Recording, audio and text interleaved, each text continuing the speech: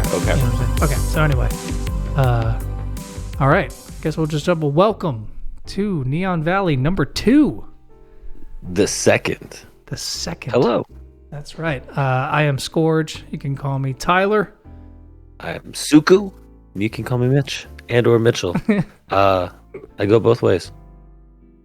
We're going to start off this episode just by going over some comments from the last episode. And by comments, I mean a singular comment from a Gerbils. He said, love the podcast episode. If y'all keep it going, I'll keep trying to come up with some head-scratching questions. Thank you. So thank you. We appreciate the love. If you want to be shouted out in any of our episodes, be sure to comment in the Discord or on YouTube. Oh, God. We'd love to see the questions you guys have. We're super excited to hear different ideas. And yeah, we're here to listen. We're here to grow and probably just turn away all the knowledge that we learn along the way and revert back to who we are as people. All right. Yeah, we're not meant to learn anything from this, obviously. Sorry. This is a very kind of natural podcast. We're not really going for anything super professional here. So we're welcome to any and all questions, any and all peoples, except for you know what? I'm not going to say it. Demonetized. Could you imagine? The controversy. Anyway. All right, so I think we had some questions from the Discord. Mitchell, did you want to read off a few for us? No, I don't. No, I'm just kidding. Oh, okay. Yes. Goodbye, everyone. So, goodbye. No. First one is from Why Username. Very philosophical. Where did your names come from? That's a good one. Let's start with you. Okay, well, I believe my parents probably had a little bit. Oh, like our fake names. Okay. No, Scourge legitimately. Real names. Kind of. Originally, I went by Scourge, which is SCOURGE. Mm-hmm. The Scourge of the Earth, as it were. But on YouTube and SoundCloud, there was another DJ. Yeah. Oh man, you have no idea. And I think it even means to like whip something, like to scourge something is to like whip something. I don't know. It's very hardcore, But also a white man whipping, not a good look. So I had to change that. It. No, someone on YouTube had the same name already. That was like DJ Scourge, So I was already making a bunch of like brand stuff, not like legitimate merchandise or anything, but I was already trying to do a lot of branding around that name. So I was like, well, I need something kind of similar because I already have like a song or two that's getting some kind of traction on YouTube. So I remember YouTube videos with that spelling of your name. Yeah, no, there's still some with like the background image that you can't change, because it's YouTube. Oh yeah, that's right. But yeah, it'll say that, but I just changed the title of it to SKORGE. But no, I'll just be completely honest. I'm a fan of the Gears of War series, and Scourge was the name of one of their characters in that, and it was really close to the name that I was using, and I was like, man, the K does make it like a dope kind of thing. And I know a lot of people associate it with Skrillex. That was the biggest thing when I first was like releasing music. People were like, right. Oh, you just picked a name with the fucking first 3 letters, or it's not even it's the only first 2 letters, but you know what I mean. It's like, no, it's actually even much more dumb and long-winded than that. That would be even simpler. I wish it was that simple. I wish I was just like, oh yeah, what's a name that's close to Skrillex? Scourge, got it, nailed it. Nailed it. But put it in the letter. Nailed it. Yeah. And the rest is history. That's super funny. It's a pretty natural transition, I would say, to mine, because mine, the short answer, Suku, is based on Tsukuyomi, which is Itachi's ability. He's my favorite character, and probably just about anything at this point, like any form of medium, or any form or medium of art. But you should probably tell for people who don't know what he's from. What right. Oh, you know what? That's a good point. I guess there are like, the people that don't watch anime. Yes. The normies out there. Like the normies. Like me. So for you normies, Like me. Itachi is a bad guy, we'll say. I'm gonna leave the interpretation up for you in the end. Ooh, you're making some fucking bold statements. I'm just saying how he's introduced to this series. Uh-huh. I'm not a spoiler kind of guy. I'm not made out of milk. But he has an ability. He's still from the Naruto series.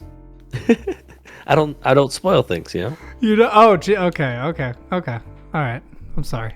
Okay. A little head scratcher there. Yeah. You know what? But yeah, Itachi is from the Naruto series. He is Sasuke's older brother, and he murders his entire clan overnight for his purposes. Yeah. So the reason why I love this guy so much, you relate to him. His ability Tsukiyomi. It has the ability that when cast upon the person looking at, so if you look him in the eyes, he can make you experience whatever he wants for as long as you want. So in his first fight with Kakashi, he makes him feel like, I think for 72 hours, it happens in like a second or two, but it feels like 72 hours to Kakashi of being stabbed repeatedly, second after second in those 72 hours, even though it was just a moment in time, and it ended up like knocking him out for weeks. And he's like one of the elite Jonin, if not the strongest Jonin in the village at the time. All right, you're starting to say words that don't make sense to people. Right, bringing it back to normie language. His ability can control the way you perceive time, space, and everything in that moment. So I saw my music as a way where I want you to experience the feeling that I have, the emotion, the message, whatever that is. I'm going to convey that through music. So when you're listening to my music, it's my ability to cast this on you and make you experience what I want to for the duration of that song. That is beautiful, Mitchell. I hate to do this because that was such a incredible soliloquy. I just there's something weird I think with the audio. With I think I might have your mic doubling up on itself. That somehow. Oh God, no! What did I just? Right, let's cut back to right now. Okay, yeah, we should be good. Okay, I think we're fixed. Sorry, Mitchell. Perfect, fantastic. Yes. So, yeah, I'm sorry. I apologize. Was that it did kind of cleanly wrap up there with the explanation, right? I believe. Yeah, no, I think that was perfect. That was, our stories on where our names came from, and I feel good that we provided an answer that the people are really gonna enjoy. Oh, dude, they're gonna eat that shit up. They're gonna That's gonna be. You know how on YouTube there's a little bar now that shows you the most replayed part. Have you seen that? Yeah. Oh, yeah. That's gonna be right there. Oh, it's gonna be the biggest part of the video. It's gonna YouTube be like, Rewind. Yeah. It's literally just gonna repeat that for the whole video. Yeah. Oh, it's incredible. You're welcome. That's really all I have to say. You're welcome. All right. All right. What's the next question? Let's get through a couple more. Next question from Wire Username. Oh, fresh, new. What Exciting. is a topic or interest you have that fans or each other may not know about? Okay, I feel like I'll try. You go. Oh, I was gonna say I'll try to answer one of each. So one that the fans don't know about. I love golfing. I'm really big into going out and golfing. I was gonna say that's the easier one to answer a little bit. Yeah, because one that each other doesn't know at this point. Like, I just feel like if you're someone's best man in a wedding, it's really hard. Yeah. To have secrets. True. All right, then we'll go back and forth, I guess. So yeah, for me, for like the fan answer one, I guess I may have mentioned it before in live streams. I'm not too sure, but I don't know. For people listening to this, I'd like to dabble in video game design a little bit, mostly just like 2D kind of Super Nintendo style games. Just as like a hobby, just kind of dabbling in the coding of it all. And I feel like I do that thing where I dip into it for a month and then learn a bunch of shit and then stop for about 3 months and then try to get back into it after that. And then I've forgotten everything. It's almost useless. It's not important. No, that's the answer. That was beautiful. Yeah. Oh, dude, So well stop. said. You need to People stop. can relate to it. This half of this podcast should just be us like hyping each other up. I think fans would really like that. I think they would really. They'd be like, man, they're The so Two Bros positive. episode. Yeah, they're so positive. All right. Okay. Do you have one? Do you have one that you think that I don't know about? Because I don't know. That's you tough, man. don't know about. Yeah, that Like one's a hobby really or tough. an interest. I mean, that's. I would say a read. I don't know if that counts as something that A you think I would read? do or not. But at the same time, it's also manga, so I feel like that wouldn't be a shock to you. Read. Oh, okay. I thought. I was mean, thinking REED. I don't know why. Oh, read. I was like, what does that mean? I was like, what do you? You're like, there's no way he reads books. It's Yeah, gotta exactly. be- That's so far away from my mind. I'm like, what? Yeah, okay, so maybe that was a good one. But I've bought you a manga, so I kind of knew you. Yeah, I read it. It was Yeah. Demon. I'm actually looking at it. The second you said that, I have my mangas lined up by my desk, and that's Yeah, so that doesn't that really one's on count. Yeah. there. You provided to that. Yeah. No, that's tough. I don't really think. I mean, maybe. I mean, but I think you kind of know about my VHS collection thing. Like, but it's not even really Yeah. like a collection. You just, but it's. I can play the hook from what is it? Smoke on the Water on the guitar. I don't. What does that have to do with anything? If you didn't know about it, I guess that's the thing that I can do. You know what? There you go. I clearly I was so confused. I didn't know. Boom! Wow, that's incredible, Mitchell. Good job. I practiced that one time at a guitar club after school, Oh yeah, that's and then never figured anything else out past that. I I can't. was like, I'm gonna go be famous doing this now. Bye.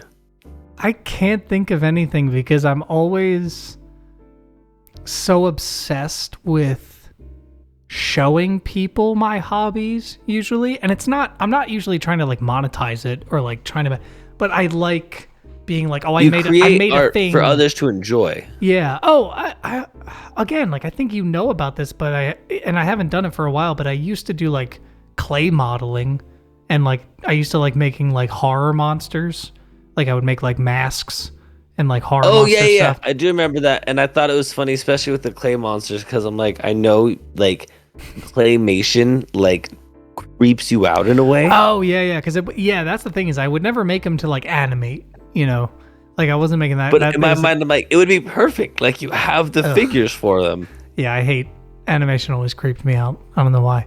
Well, no, just specifically claymation. It's like the stuttery. There's some of it that doesn't bother me, but yeah, it's that weird spot. I don't like it. All right. Next question. Yes. Next, let's do one or Gerbils, two more. mixing it up. Yeah. Best cereal of all time. I may be having Wow. deja vu. I feel like Gerbils has asked us this on a live stream before or something. Because this sounds so familiar. But I'm going to answer it again anyway in earnest. Because here's the thing is me and you always say the same thing. Is that we usually have a different answer. But we always say that honey nut... no, not honey nut. What the fuck is it called? Honey Bunches of Oats. Honey Bunches of Oats is one of the best cereals. Yeah, it's so consistently good. Yeah. But that's not my answer. My answer is O's cereal. I don't know if it's regional, but it's hard to find out here, and it's easier to find on the East Coast. So it's just OH''S O's, and it's basically just like Cheerio circles, but they have I don't know if it's cinnamon, but it's just like graham oats inside of them, like honey oats. Honey, that's what it is, like honey oats. Okay. Inside of the circles of this, of each Cheerio. You know what I mean? So it's like a cluster. Is it kind of like a honeygram taste? Kind of. They're not as sweet. They're a little. I'd say they're probably on the healthier side. I don't know though because I haven't had them in a little while, and I'm probably remembering overly fondly. They're probably like super sweet and coated in sugar and shit. But Injected with sugar directly to its cord. but no, they're super good. That like That's one of my all-time favorite cereals. If I had to argue what the best cereal, not in my opinion is, but of all time, is probably Cinnamon Toast Crunch. I mean, CTC. Let's be honest. Okay, so I love it, but I had one that I liked more than that, and it's the I don't think it's their French Toast Crunch. Maybe it is theirs. The Churros Toast Crunch? No. There's a French Toast Crunch. Oh, you're talking about. I thought you were trying to think of a variation. And that is just. Yeah. Oh, dude, so that's my current favorite. As a kid, I would probably say Captain Crunch. Yeah, dude, I used to probably mixed berries. Bro, I used to love peanut butter crunch, bro. Like, I would fuck me up a box of peanut butter crunch. I'm actually having memory. I haven't even thought about this in a while. Like, the dude, roof I'm of so my mouth. vividly getting the taste of that right now because you said the peanut butter crunch. Yeah. The roof of my mouth is currently bleeding just from the memory of shoveling these beautiful peanut butter crispy balls into my mouth. Oh my god, that was so funny. Cereal was so dangerous. Oh man, god damn, that shit was good. But you got a toy. You did. You got a toy. Oh, if you had siblings. So unsafe. Let's just put let's put small, tiny fucking toys in boxes that children eat. That's fine. America. Yeah, I think. Do you like? How do you? I want to talk about cereal for a second here. Do you like seasonal cereals? Like, how do you feel about do you get any of the Frankenberry or Count Chocula or anything? Yeah. So actually, every year, and it's a tradition my dad started, and me and my siblings, both my younger sisters, they love it. And it's just kind of a fun tradition where every year he gets me Frankenberry, Tessa Count Chocula, and Madison Booberry. And then we have a box for the holidays, and that's how we know it's Halloween season. Is that's awesome. Dad goes down to the store and brings us back some boxes of Booberry spooky cereals. That's what. Now, like, my headcanon for your family is that your parents specifically had 3 children just so they could do this. Because while there are other cereals in that line, it has been boiled down to those 3. So I think that's it. Like, that's because I actually have a box. I'll see if maybe I'll take a picture of it and post it on the YouTube version of the podcast. But I have a box of cereal called Monster Mash. It came out 2 years ago. And it was all of the cereals of the spooky lines combined. Mm-mm. Disgusting. No. You judge. No. You judge. It's delicious. Oh, it's delicious. Psychopath. It's so good. Because what is it? Frankenberry's the strawberry one, right? With the marshmallows? Yup. And then you had Booberry, which is blueberry marshmallows. Mm-hmm. Then you had Count Chocula, chocolate, delicious. Right? Shocker. 3 out of 3, nailing it already, right? And then, man, what were the other ones? There's wait, there was other ones? Yeah, they were discontinued though. What? Yeah. There's a werewolf one, Fruity What? Fruity Boy? What was his name? I guess I could Google it. I'm literally on a computer. Hold on. I sometimes get so nervous. I forget we can cut things out of this. You know what I mean? And I get like nervous on the spot. Like, oh man, if I don't think of this right now, I'm gonna fucking. Let me look. Hold on. Oh my god. There's a werewolf. Werewolf cereal. Fruit Brute. Artificial cherry flavored sweetened cereal. Yeah, good. Deserves to be canceled. Him and Count Chocula. Sick fucks. Hey, listen, first of all, I'm pretty sure Count Chocula is the only one that's made it year round. I don't even think he's the only one that doesn't even, he's not seasonal, right? Am I crazy? I guess we'll see. Seasonal. But cherry cereal? Joseph, cut There's that not out. a single child on earth who asked for cherry cereal. I'm going to say it. Mummy! Sorry. Mommy. like it took like 2.5 seconds in my head for it to Just the figure it way out, I but it's said really it. funny I'm to hear just sorry. mummy. Yummy Mummy was the fifth one. I can't. This picture is so fucking blurry. I can't even make out. I'm on Googly right now. I'm looking for it. Yummy Yummy mummy. Mummy. Here we go. Yeah, What flavor is it? Monster Mallows. It's orange cream flavored cereal. Like I almost see what you're going, but So dejected. Oh yeah, I found this cereal, and this is why I kept it, man. Look, this one's already selling for $20 on eBay. That's what I'm talking about. No, there's a box of this Monster Mash. Yeah. Yeah, because it only came out for 1 year. It was like a 50th anniversary thing. I opened it though. I'm mad at myself. I shouldn't have opened it, but I don't care. I'll do as I please. Here's the thing: you're gonna be the person who made a little bit of money off of it. Or you're gonna be the person who actually got to try it and live like a fucking billionaire. Only you can Sure. decide. Yeah. No, that makes perfect sense, my dude. All right. Do you have one more question? I'm thinking we could probably do one more. Yeah. All right. Gerbils. What was the last video game or show that made you emotional?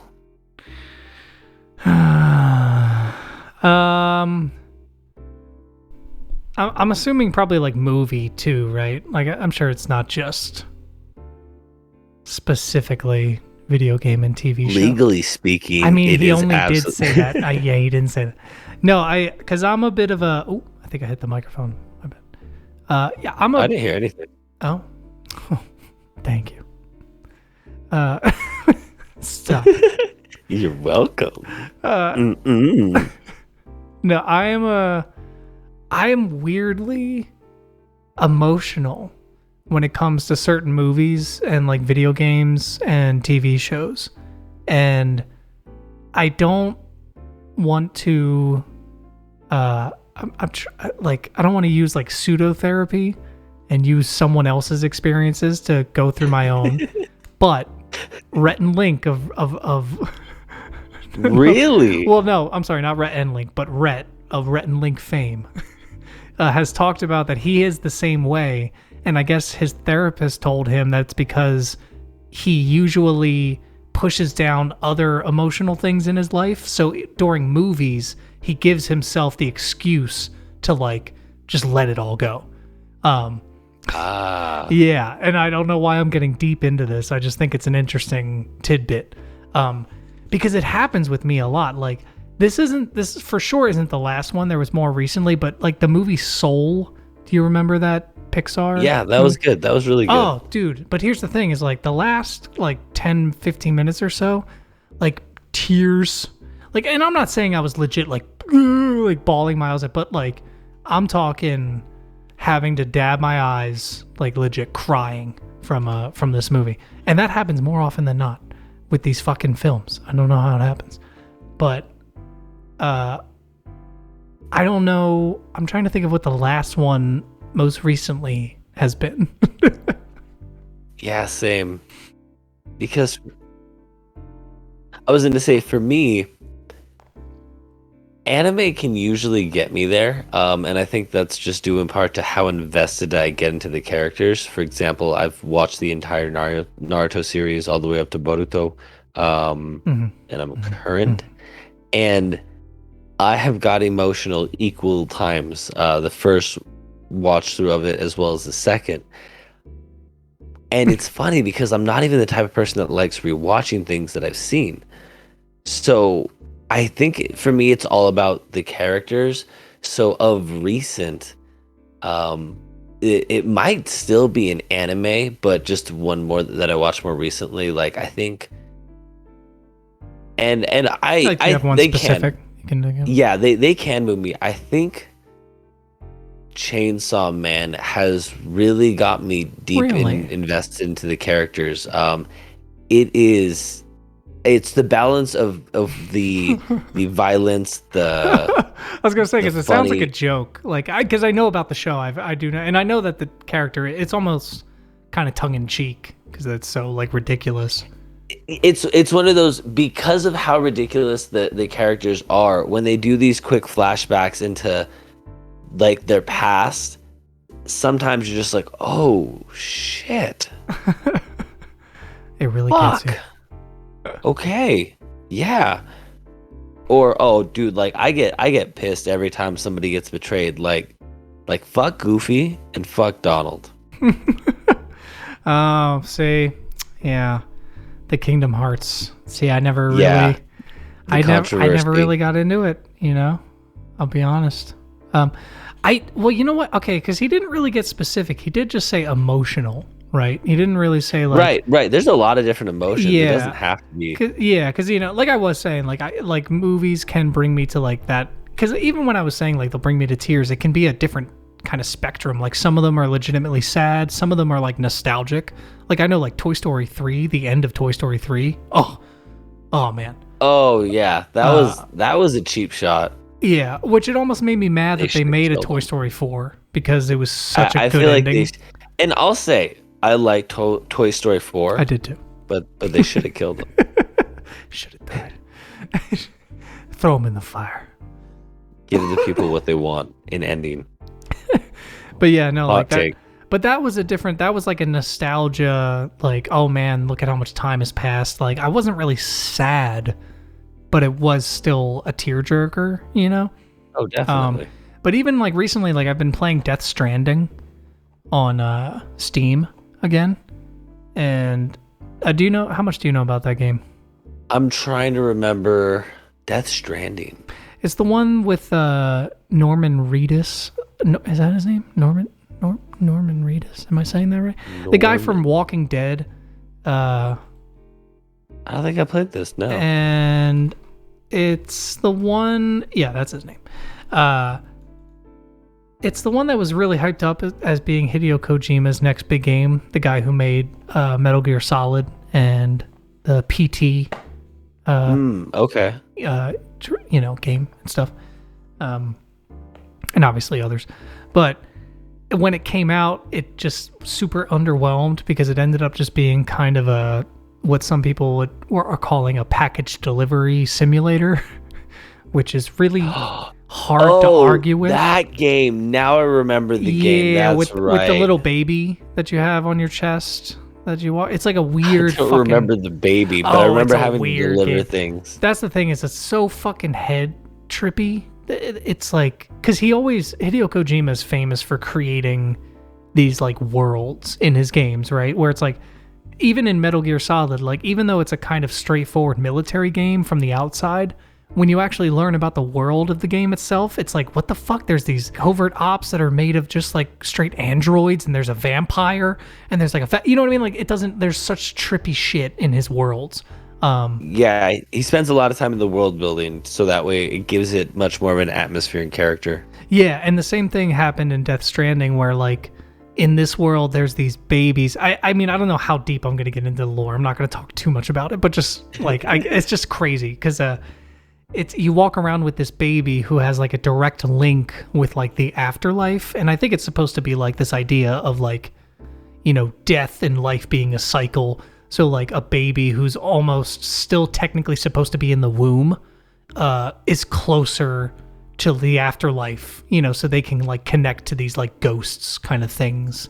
So you use them to detect these ghosts, but literally it is a package simulator game. Like you're basically a delivery guy. Like you start at one post and they're like, we need you to take these boxes over here, and then you have to plot a route and grab like ladders but the landscape is so fucking beautiful, and the music is so goddamn amazing, from the band Low Roar, who I actually just found out about a week or two ago the lead singer died. Yeah, and it sucks because it's one of those situations where I had only just recently learned about them like a year or so ago, and I was like really dumbfounded by their talent, and I was like really hoping to see him perform and stuff, and just it's really sad to know he passed.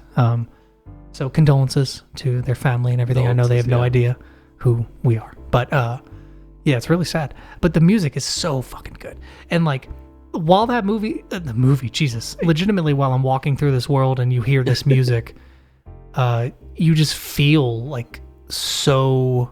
It's very hard to describe because I don't even want to compare it to something like when you first got into like a Skyrim open world or Fallout or something, because it doesn't feel like that. It's very just like freeing. Like I don't know. It's an interesting game, but it's not like exciting. Might have to check it out though. It does sound interesting. Yeah, every once in a while it's on sale for like $5-10 on Steam and stuff, so it's absolutely worth to grab. I don't know. Do you have another one? I think one last one for you. I mean, I would answer this. It's completely in my lane, but I think I'll let you field this one. Okay. This is from Watchful Owl. Okay. What caused you to start creating dubstep? Oh yeah. Are you sure? That one seems like it's for you. I know it is even directed, to. But all right. No, I got it. Go for it. Go for it. No. So when I was in middle school, I was in a hardcore band, and I actually had gotten kicked out. And I think I've told this story before on like a different Scourge video on YouTube or something like that multiple times. I don't know, but I got kicked out of that band, and then someone at a mall, at an Apple store, showed me a song by Borgore called Ice Cream Shop. And I think it's called Ice Cream Shop, right? Or just Ice Cream. It might just be called just Ice Cream. Let me look that up real quick. No, it doesn't matter. Do a quick Google fact check of the podcast. Yeah, because we need this. Yeah, it's just called Ice Cream. But either way, and it was so fucking weird because it was the first time I'd ever heard anything like that. And then the person was like, yeah, just one dude made this. And it like blew my fucking mind.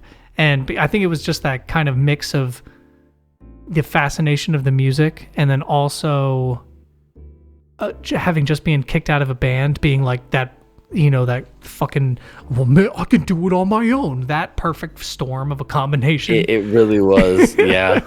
I was like, yeah, like that. Yeah, it's perfect. Let's fucking do it. And I had heard other electronic music before, like Bass Hunter and Benny Benassi, things like that. Oh, excuse me. But I never considered it really like, I know it sounds weird, but I didn't consider it electronic music because I didn't know what that meant. I think I was too young. Like when I heard like it was all techno. Push, yeah, techno, which even then that word, what did that word mean? I just computers.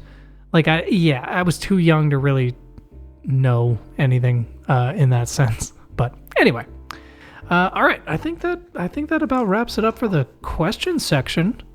Yeah, thank you for the cues, and I hope you enjoyed the A's. Absolutely, yes. Be sure to join the Discord and or leave a comment on the YouTube video and let us know your questions for the next video, and we will absolutely try to answer them.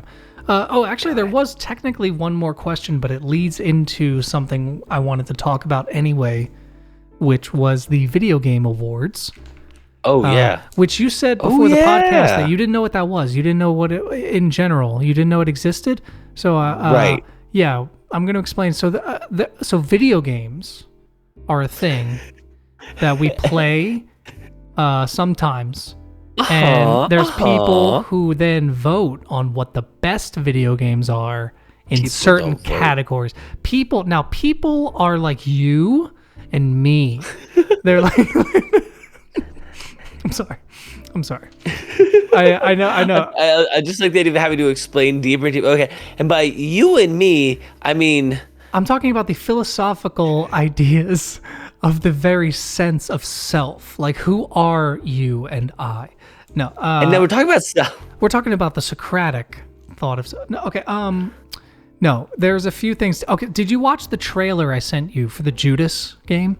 Yes, dude, I'm super down. I'm all about that. Because here's the thing, your wife, which is weird to say. Congratulations again. Your wife. It's your wife. That's my wife. She tweeted about BioShock, that they're making a fourth BioShock, or fifth, I guess technically. I don't know technically what you would consider. Could be fourth, fourth installment. Yeah, and it's being written by the creator of or the creator. It's being written by the writer of Far Cry 4 and 5 and Watch Dogs, Legion, or something. A kind of mainstream Ubisoft writer. Okay. Who has done some good stuff. You know, those aren't terrible storylines. Far Cry 4 was pretty good. You know, I like the villain and everything. But it's a little worrisome.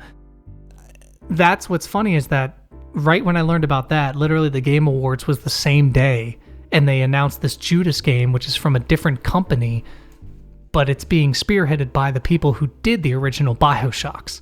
So this is almost like the real sequel to BioShock. Do you know what I mean? So I feel like BioShock 4 is going to kind of suck, and Judas is going to be like the real spiritual successor to it. Oh, I see. Whenever they decide to make another title BioShock, because man, it looked a lot like BioShock with like the hand plasmid. I mean, yeah, call it plasmid in it, but and there was an interesting comment in the title. It said, "Rebuild what you broke," and I was like, "Oh, does that refer to like Rapture?" See, that's the thing is, I don't think they're going to be able to connect it to BioShock at all. I think it's going to be a completely separate thing because I think it's a totally separate company. You know what I mean? It's kind of like how, Obsidian, how people from the original creators of Fallout went on to make Obsidian games like what the hell is that game called? Outer Worlds. Outer Worlds. Yeah. Make games like Outer Worlds, so it's like they're kind of spiritual successors where Outer Worlds feels like a Fallout game, but Obsidian isn't allowed to make Fallout games anymore. Does that make sense? I think that's kind of what's happening with the Judas thing, where this is I could be wrong. I haven't looked too much into it, but that's what from my understanding is that like this is a company that used to make BioShock games, can't legally make a BioShock game anymore. So they're making kind of a similar game as like a fuck you, as like, yeah, we can still make a really good game even without having to do it, you know. And it does, dude. The second the hand showed up and it had that power, I was like, oh, I can feel it. This feels so like authentic. Right. If I had known the Game Awards was coming up in between our first and second episode, I probably would have been like, yo, we should try to watch it together or something. Oh, absolutely. But I didn't know until the day of. I had completely forgotten. But dude, the level of cringe that these fucking, like, just the long silences for the crowds, they cut to people who are just kind of like shaking their head. Like there was one part, there's one part where I don't know what he was on, and I'm not calling him out. I'm just saying he was on something.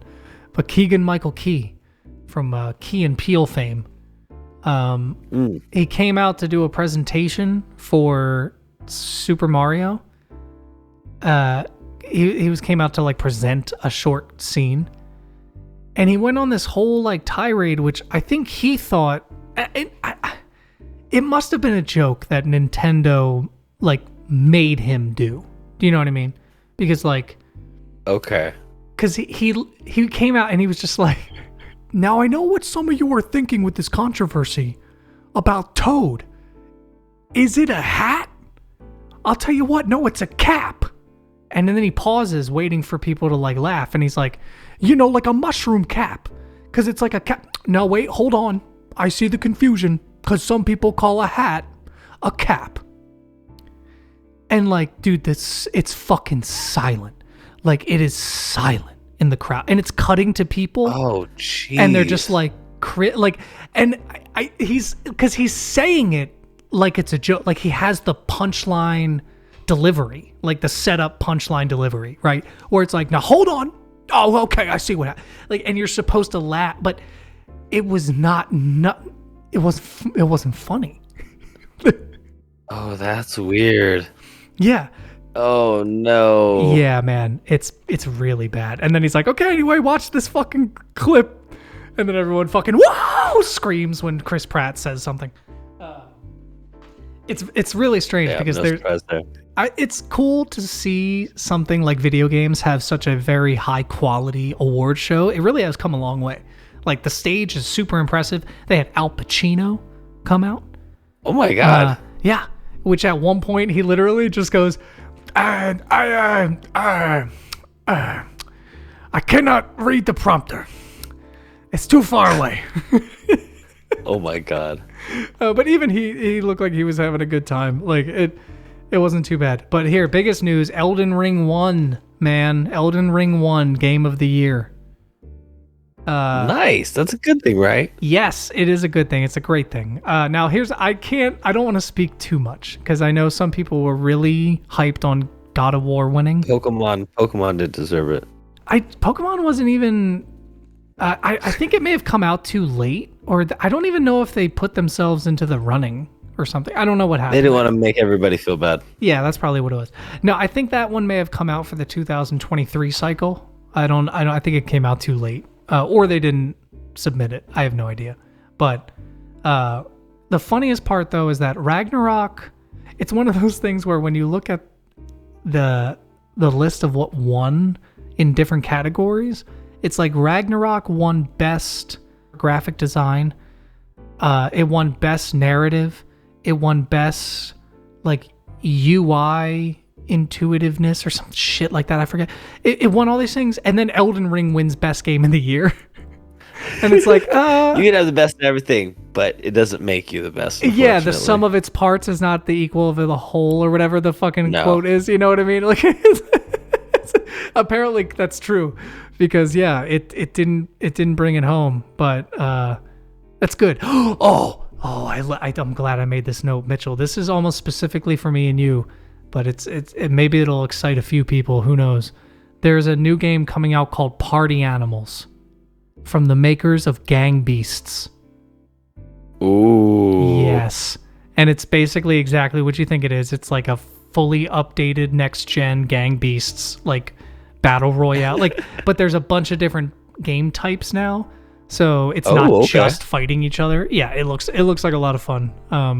I thought me and you would enjoy a lot of that.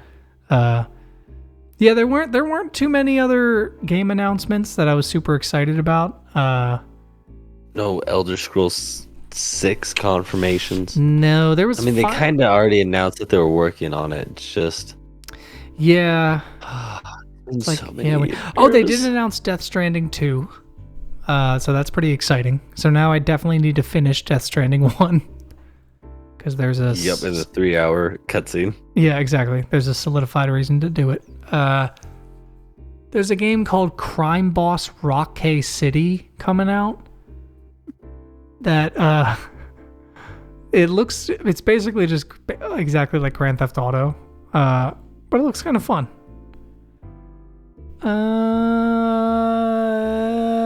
There's a new Star Wars game coming out, a sequel to that last one, the Jedi Awakens. I don't remember what it's called. Fallen Order. That's what it's called. More like Out of Order. I'm so confused with all these. I know, man. Just put numbers on them, goddammit. Look, Diablo 4. Perfect. That's the fourth one. Thank you, Diablo. 4. Thank you, Diablo. All right, so we've already been recording for an hour, so we're going to go into the final portion of this, which is our what do we call this? The movie review time. Movie recap. The fun cinema movie review club weekly. Film theory. The sick time. Red Letter Media. Game Grumps. Game Grumps. Nailed it. No, the name is in workshop, but basically this is the segment where each week one of us recommends a movie to the other person that they had never seen, and then they come back and we talk about it for a little bit. And last week, it was Mitchell's turn for the first ever episode, and he suggested Evita. I kind of suggested it. I kind of nudged you to suggest it. I think now that I remember, because I didn't. I was gonna say that's an interesting way to phrase it. No, just no, yeah. Because now that I do remember it, I think I said like, wasn't there a musical you like or something? And then you were like, oh, Evita, yeah, that one. And I was like, oh shit. Like I didn't realize. I thought we were gonna talk more about movies or something. And you were like, nope, that one. So I think it was technically my fault. Evita is a musical from 1999 starring Madonna and who is that? Antonio Banderas. It's based on a stage play and a Broadway musical of the same name, Evita, and a book. Similar, so it's got like Les Miserables vibes. It's very similar in tone. I even said like the Latin version. Yeah, I even said to Audrey, I even said to my girlfriend, it's basically like the same premise. It's like if you took Les Miserables but then made it in Argentina. And that's the funniest thing going into this for me is I had no fucking clue. I thought this was like a West Side Story. No, dude, I thought this was just about like a woman who was like living like in LA or like New Mexico, and she was gonna like try to be an actress, and Antonio Banderas was like, "Oh, you'll never be nothing." Like, dude, I had no fucking clue. I didn't know. The only thing I knew about this movie was the song "What Happens Now." That's it. It's literally it, and it's a very vague song, you know. Okay, so this movie sucks.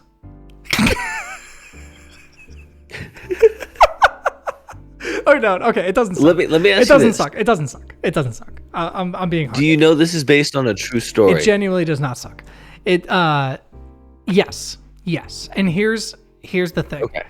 If I understood the context, I think that this would be much better. I'm playing devil's advocate here. That's not the right term, but that's what I'm going with. Because I have no clue about the history of Juan Domingo Perón. I don't know anything about this man. Okay, I don't know about the dictatorship. I don't know about Eva Perón. I don't know about any of this. Okay, so going into this, like I said, I have no fucking clue what it was about. So it's like I told Audrey, I was like, imagine watching Les Mis without ever hearing of French people. Like that's a bit of an exaggeration, but I was like, you would be so because there's clear context that I'm supposed to understand. I'm already supposed to know the struggle between the public of the public of Argentina and their politics, their leaders, you know? But I don't know that history. You know what I mean? So at any given point in the movie, I had trouble understanding who was against who and who was supporting who. And side?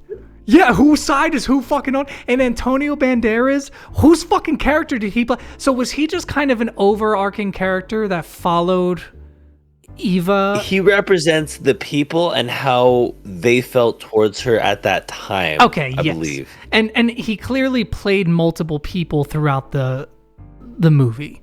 And I'm assuming that's a play on what happens in the Broadway musical. I'm sure they have one actor. Kind of like as the narrator through the people. He was great.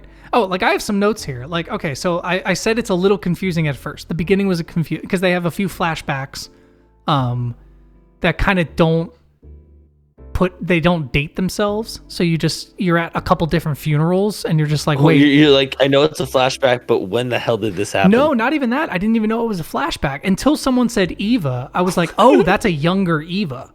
You know what I mean? Because I don't think there was a clear indication that this was a flashback to a different funeral. Make it black and white. Dude, how am I supposed to know? Like, yes, do something. Make it a little fuzzy or something. I don't fucking know. I also put Luigi killing it at the guitar, and I think that's the dude that sings the 1,000 Stars, right? No, I know this song. Yeah, great song. Cheesy as fuck, and I love it how it's played up later, where he plays it again, and she's like, "Your act hasn't changed much." I would love to be able to learn that because it's such a it's fun. It's dude, we should sample that for one of your songs. Ooh, oh, that would be good. Yeah, that's a good one. Anyway.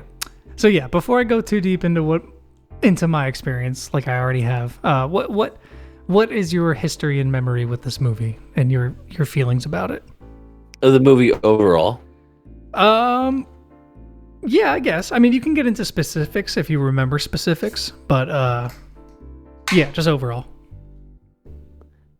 So I have a strong memory of it being the story of someone who was absolutely rejected by the people around her, who knew what she wanted out of life. It's not going to let anything stop her to get there. Mm, Um, hmm. and then apparently my memory got a little bit fuzzy with maybe the way she went about doing it. Because Okay.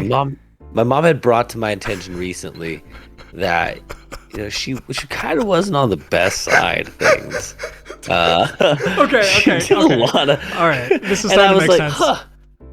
Okay. This is starting to make a little more sense now. Okay, yeah, continue. So, because I think I got really into like the story of someone who had nothing and would be willing to do whatever it took to create the life that they wanted, and maybe it was kind of disassociating that from the fact that these are really things that she did to people, and people's lives got absolutely changed for better or worse because of it. And yeah, it kind of changes the context a little bit.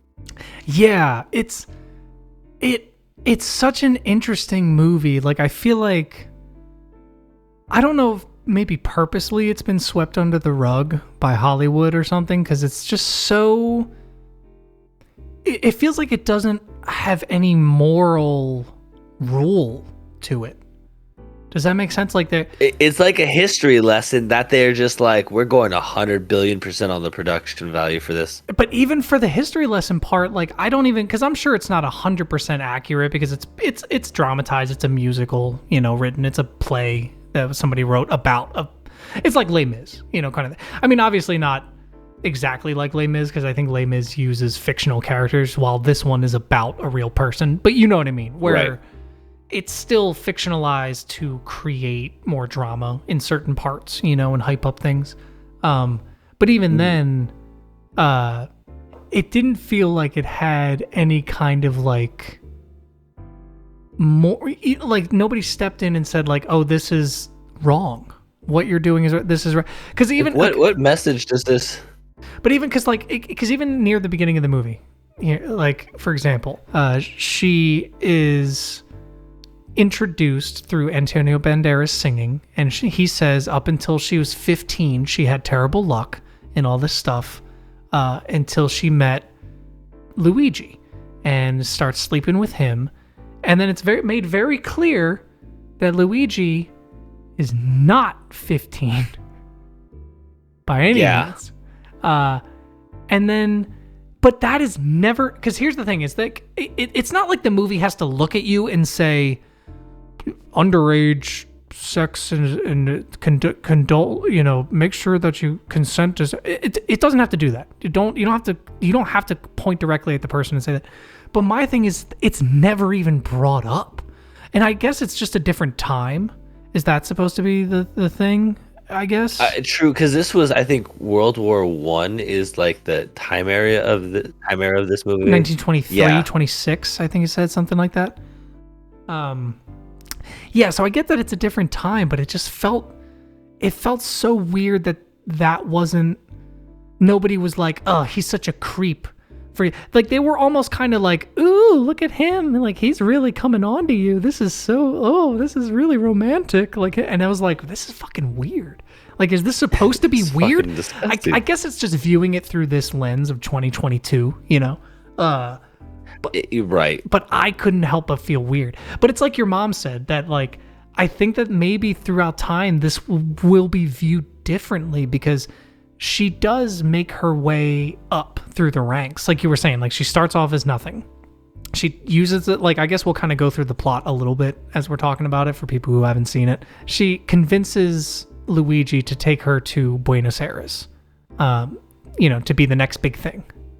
She wants to be an actress, a singer, the next it girl.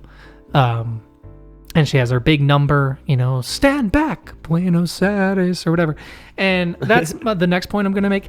Half of these songs are fucking bops, and half of these songs, like, really fucking blow. Like, some of them are, like, really bad. But the thing is, I don't necessarily, it's my personal opinion thing, where I don't like those very, like, theatrical, like, and you don't have to do that, Jen. You don't know the phone. Stop that now. You know, like where they just become sentences. Yeah. They're not even like singing anymore. They're But not even. it's like you're just singing sentences more of instead of doing it like a song. Yes. Like there's even that whole. There's a whole fucking song that kind of plays throughout the entire movie. Not throughout the entire, but comes back every once in a while where it's like there is no man or woman who will ever come in closer, you know, and it's like supposed to be saying how, like, you know, she'll never be tied down by any person. She doesn't believe in love. Right. It's basically there. But it is the clunkiest fucking lyrics I've ever heard in my, like, I like it, like I just said, I tried to sing it right now and I can't for the life of me fucking remember at all what it is. But I remember the idea, you know, like I remember the idea. Yeah, I guess this is just coming from a musical perspective from like that. Like I can see how watching it as a stage play, you wouldn't have any issues, but translated into a movie, it was strange, especially when there's such awesome like 70s rock kind of guitar and like 80s rock hits, yeah, you know dude, the what I'm talking numbers in that were like some of them are fire. I liked Rainbow Tour a lot. Yes. Yeah, Rainbow Tour near the end, that one actually surprised me because that's when the movie started slowing down a little bit for me, where I was like, all right, can we start moving? Because it's a 2 hour and 15-minute movie. Yeah, it's a little bit lengthy. I wasn't expecting that going into it. So it started to lose me a little bit, but that was a good song. Antonio Banderas does save a lot of it. He's not. I did write down in my notes though. He's not a good. He can't sing act. Where, like, how do I put it? Like, he's a really good actor and he's a good singer, but it never looks like he's singing when I see. You know what I'm saying? Like in the movie, yeah. It always looks like he's dubbed over. Like obviously he is. Most musicals are like, you know, you record it in a booth and then you dub it over in a thing. But it's even just in a little bit like, more obvious than it typically would. Because even in movies like even like High School Musical, like Zac Efron looks more natural doing like singing parts. Like something about Antonio Banderas, I was like, dude, and there are a few parts it looks genuinely fine, but near the beginning, especially like the introduction, I was like, ooh, it doesn't feel like he's doing this, but it wasn't a big deal. You get used to it. You know what I mean? It didn't like, doesn't ruin the movie or anything like that. Mm-hmm. All right, let's see. Let's move down my little list here. Oh yeah, sorry. I do have, some of these are so fucking haphazard. There was a part where Luigi was like warning her about moving to Buenos Aires and starting her, you know, new life and everything. And I just wrote down, he's warning her because he's like a 40-year-old fucking creep who's like manipulating a 15-year-old, and he's like, now be careful now. There's some real weirdos out there. He was the danger. Yeah.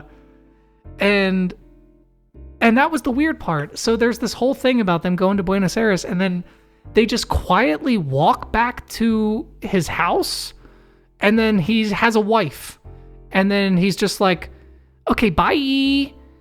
And like, that's where that ends. Like, it was just like, oh, like it was just a weird. Like, what was his thought process through that? Was I should probably tell her. Yeah, like, because it wasn't. I'll figure it out. Because even if that was his thing, where it's like, oh, obviously he's not going to tell her until he gets there, you would think there would be confrontation. Like, oh my God, what? And the wife like fights with her, and it's like, maybe that's even a dance number and a song number. That makes perfect sense. You know what I mean? Like, it can be a conflict thing. But instead it was just like, yep, I'm married, so goodbye. And then they shut the door, and then she's on the steps. But that's the thing, is that's what leads into one of the best songs in the movie. Is what happens now. Yeah, Suitcase in Another Hall. Yeah. It's great. Yeah. No, it's and this is when the movie did start to confuse me a little bit more with Antonio Banderas' character, because he kept showing up, and I was like, wait, why is he in Buenos Aires? He was just wait, what? Why did he come out here? Yeah, I was like, did he follow her? This guy's creepy. And then speaking of creep, that song ends with the creepy photography dude, which in this movie, it's so fucking this movie's a mind trip a little bit. Like, even as I'm thinking about it now, I'm a little tripped out because it kept like flipping the script for me, because there was this weird like photographer guy who was just like, you don't have to ask anymore about where you're going because I'm gonna show you. Come back to my fucking apartment and I'll take pictures of you and you'll never have to ask again. It's perfect representation. And then she ends up using him. Like, what? I don't know how it happened. She's good. She's good. No, she's good. Like, I literally wrote down creep is creepy in all capitals, but then I wrote, but at least he's a real photographer, I guess. Wait, this song sucks. Wait, this song sucks. And half of these songs are kind of terrible. And then this is where I stopped kind of taking notes, but I do remember more of the movie. Oh yeah, so then she meets Perón, right? And that's the big thing, you know. Yep. You know, that's where all of this is leading up to, is that she becomes kind of the literal figurehead for his political tyranny, I guess, dictatorship, you know? Yep. So without her, without her, he would not have become as successful as he was, because she was such a voice for the people and kind of like, but that's what was so confusing, is because they fucking hated her for but then they didn't, and then they did, and then they hated Perón, but then they didn't. And I was just like, what is happening? And if I understood the history with it more, and I would probably understand it, and if I watched it again, you know what I mean? It might make more sense. Oh, right, with the context. Yes, but there was just so much that I was like, because I think the movie was just trying to set up that the elite didn't like Eva. But the way that the musicals were kind of set up was making me think that the public didn't like Eva too, but I think the public did like Eva. It was just the elite who didn't, so they were trying to get her out of Perón's life. Is that correct? Am I kind of correct? Do you know? So what happened was the elite were always against her just because where she came from. The public initially loved her and fell more in love with her as she did things for them. But over time, I'm trying to remember the one where Antonio Banderas is like reaching through the gate and singing kind of like, you know, things haven't changed for us, but you seem to be doing well. And it's kind of like you're not keeping all your promises. And I think her response is kind of just like, you know, I'm doing what I need to do. You just don't understand. But it really, she's kind of taken a more selfish route at that point. Okay. Yeah, that does make sense. Okay, so the general consensus of the public at first was positive. It shifts, yeah. But it shifts. Okay. Yeah. Okay. So I was I was a little confused at first because there was like a musical number about them not liking Eva, but I didn't realize it was mostly just the elite singing it. Like it kind of took me a minute. I thought it was just everyone. I was just like, oh, everyone doesn't like Eva. Like, oh yeah, no, like especially when it's like the like the very pompous sounding. Yes, it's supposed to be like the fancy fancies. Yes, which it did seem like they did. Fancies. I do appreciate that they had that separation of like each class almost had a different style of music, like singing style representation. Yeah. Yeah, and not even just singing, but like the lower class was more like 70s, 80s rock, you know. The middle class was just kind of like contemporary music, and the upper class was very operatic, excuse me. You know, where it's like they had clear, which I appreciate. I think it was just a weird disposition sometimes to cut back and forth to, you know. Right. But it was still good. It like none of the music, even though I wrote in my notes like this song sucks, none of the music actively made me feel like oh god, I couldn't listen.